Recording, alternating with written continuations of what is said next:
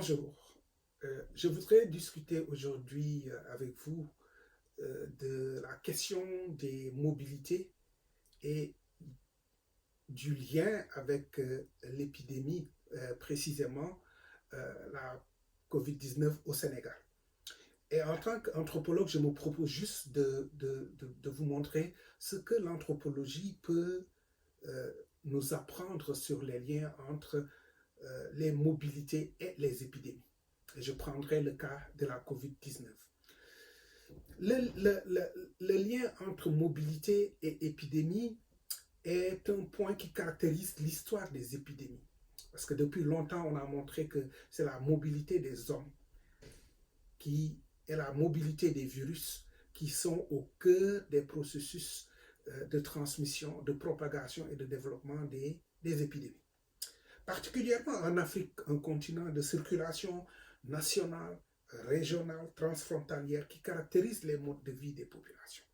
Un continent aussi où on a une certaine perméabilité des frontières qui font que, en fait, des circuits clandestins sont développés face aux dispositifs officiels de contrôle. Dans ce continent, les maladies épidémiques ont toujours suivi les déplacements des populations, ont toujours suivi les échanges commerciaux, les guerres, etc., etc. Aujourd'hui, dans un contexte de globalisation des mobilités, on peut comprendre, on est dans un contexte où la propagation des épidémies va aussi se développer parce qu'on est dans un contexte de transnationalisation. Les mobilités sont donc, dans l'histoire des épidémies, les mobilités sont des éléments essentiels de survenue ou bien de diffusion des maladies. Donc deux choses.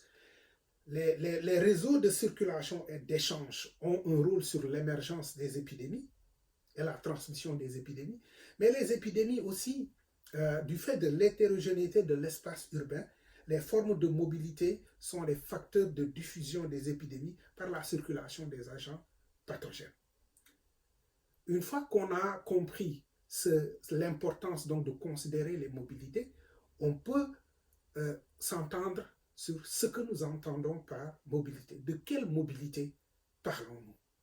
En général, lorsqu'on parle de mobilité, on pense que cela s'arrête à la circulation des biens et des personnes, bien évidemment. Mais au-delà, les mobilités concernent les technologies, les virus, les valeurs, les idées, les maladies. Ces mobilités s'expriment sous des formes et à des échelles différentes. Nous avons les mobilités internes qu'on peut connaître entre zones rurales, zones urbaines et rurales, entre le centre et la périphérie, entre les zones urbaines de façon circulaire. Nous avons les mobilités intra-régionales, entre pays, par exemple, de l'Afrique de l'Ouest. Les circulations transfrontalières, on peut prendre le cas entre le Sénégal et la Gambie, le Sénégal et la Guinée, le Sénégal et le Mali. Et aussi les mobilités internationales qui sont souvent régionalisées. Ces mobilités sont à la fois des objets et des sujets de vulnérabilité. Les mobilités sont des occasions de transmission, de diffusion des virus, mais en même temps, les mobilités sont aussi impactées par les épidémies. Parce que lorsqu'il y a une épidémie, on va fermer les frontières et les individus ne vont pas circuler, etc. Et surtout, on a des difficultés d'accès aux médicaments, aux équipements, aux biens, parce qu'il y a une certaine délocalisation ou une externalisation de la production en cas de crise. Lorsqu'on parle de santé, alors quel est l'existant? Est-ce que dans le domaine de la santé, il y a une réglementation qui existe en lien avec les mobilités?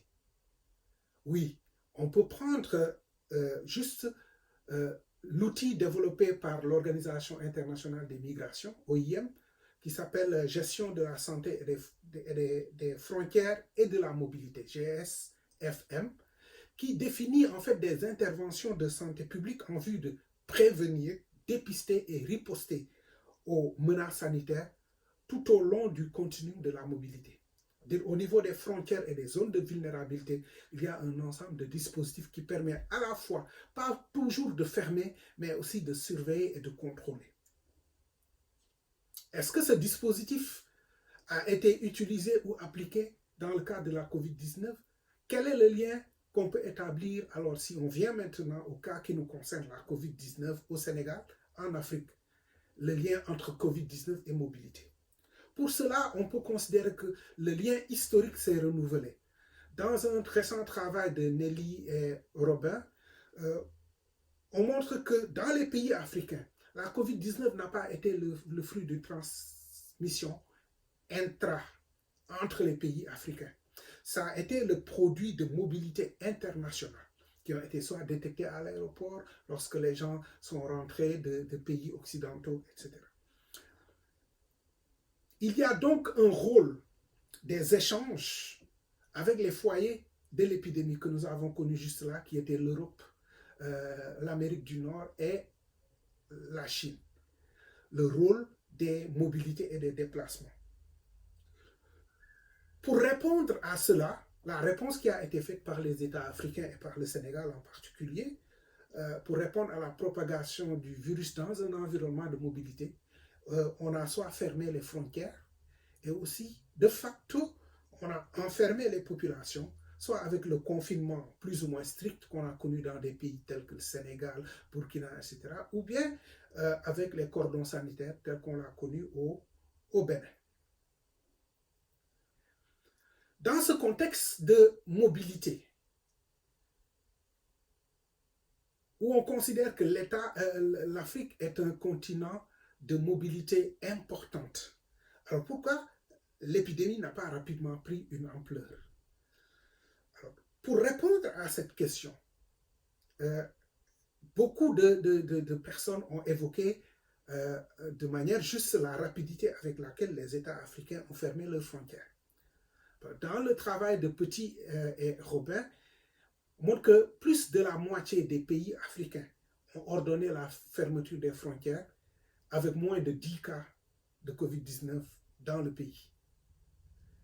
Et parmi les pays africains, 15 pays ont pris cette décision avant même la détection du premier cas. Ça veut dire que cette réponse rapide a eu un effet sur l'ampleur du développement de la COVID-19 au Sénégal.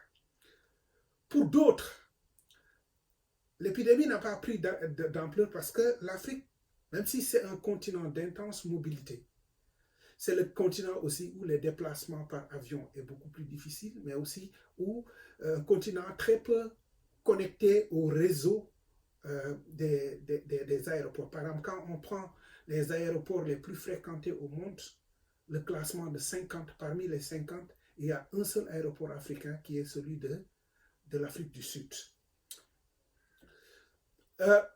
Troisième explication de la faible ampleur, certains parlent de la possible immunité et de l'effet protecteur que les vaccins systématiques de BCG et les traitements prophylactiques pour le palu, beaucoup plus connus dans les pays africains, ont pu jouer. Enfin, certains évoquent la jeunesse de la pyramide des âges qui induit une faible mortalité qui concerne beaucoup plus les aînés. Toutefois, il faut comprendre il faut tenir compte du fait que les faibles capacités de tests dans les pays africains aujourd'hui ne permettent pas d'avoir une lecture objective de l'épidémie. On sait que plus la capacité de tests augmente et plus le nombre de cas augmente. Nous en voulons pour preuve la situation de l'épidémie actuellement en Afrique. Par ailleurs, attribuer le mérite de la faible ampleur de la COVID-19 au contexte politique et sanitaire ne correspond pas souvent aux réalités du terrain. Nous avons les limites et les défaillances des services de santé, des systèmes de santé, qui restent des réalités objectives. Il faut aussi tenir compte de la pauvreté structurelle et organisationnelle des services de santé, handicapés dans la prise en charge, dans leur responsabilisation dans la prise en charge, avec une sorte de modèle hospitalo-centré qui s'est de plus en plus développé. Nous avons aujourd'hui la stigmatisation des formations sanitaires et des personnes, avec des refus de certaines personnes d'être hospitalisées.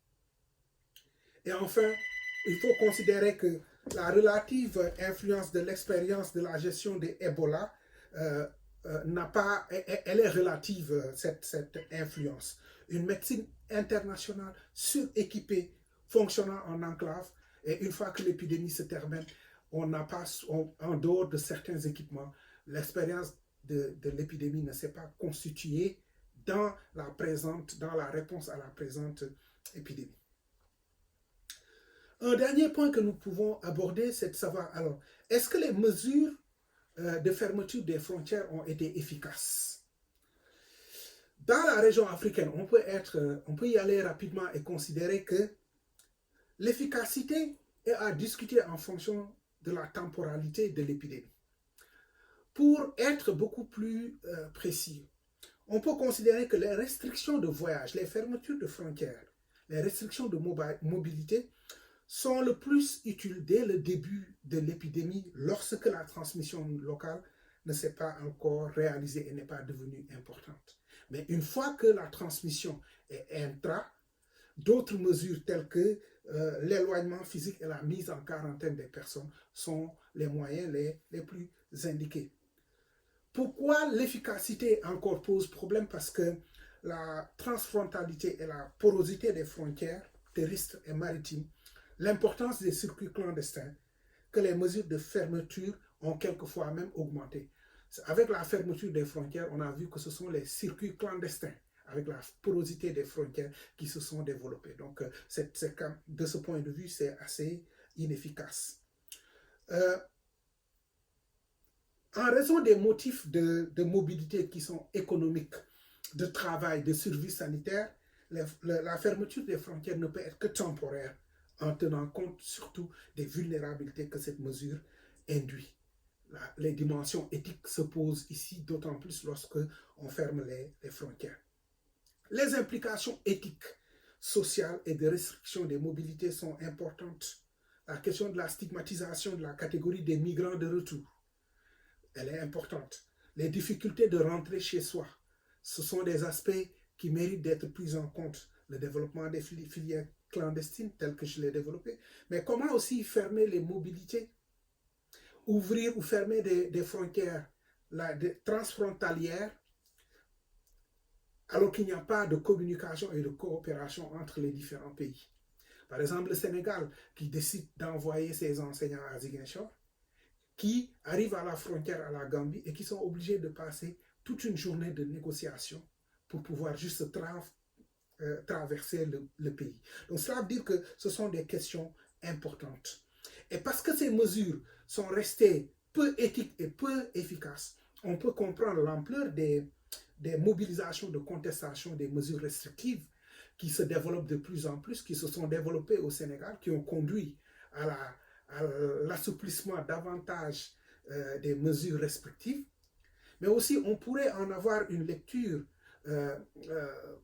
si on tient compte des mobilisations actuelles, des brigades qui sont montées par les communautés autour des cimetières pour empêcher, par exemple, l'inhumation de certaines personnes.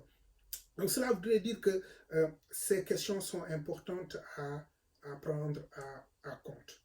Enfin, on ne peut pas surveiller les frontières, les mouvements transfrontaliers dans un contexte où ils sont informels, clandestins, sans responsabiliser les communautés. Je pense que ça, c'est un point important qui montre que les mesures de surveillance des frontières n'ont pas été efficaces parce que les communautés n'ont pas été responsabilisées. Or, en raison des filières clandestines, ce sont les communautés qu'il faut responsabiliser pour arriver à mieux gérer ces aspects.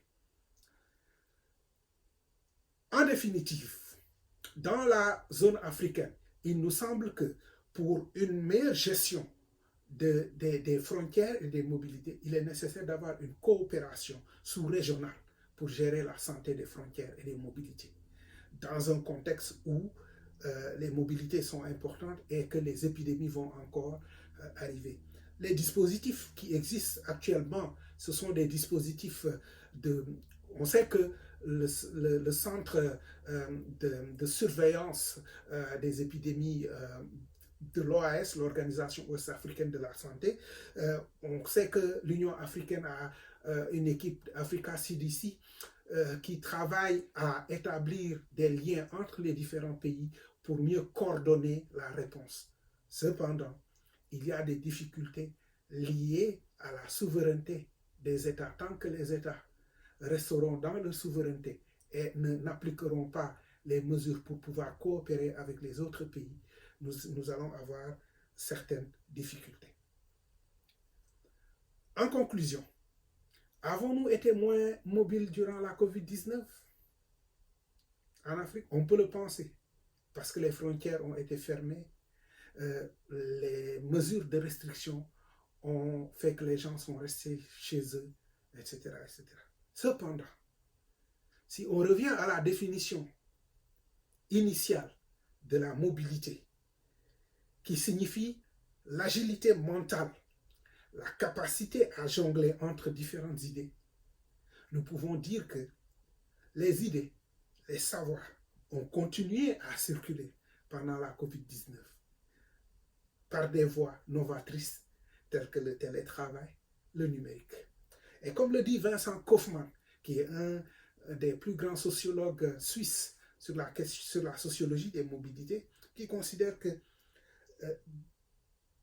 parce que nous sommes en contact avec de nombreuses personnes par vidéoconférence, par Zoom, par Google Meet, etc., etc., nous ne sommes pas moins mobiles durant cette pandémie.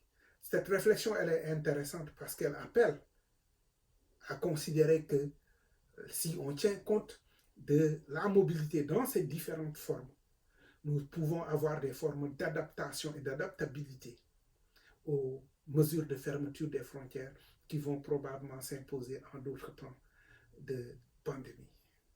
Voilà ce que je voulais partager avec vous.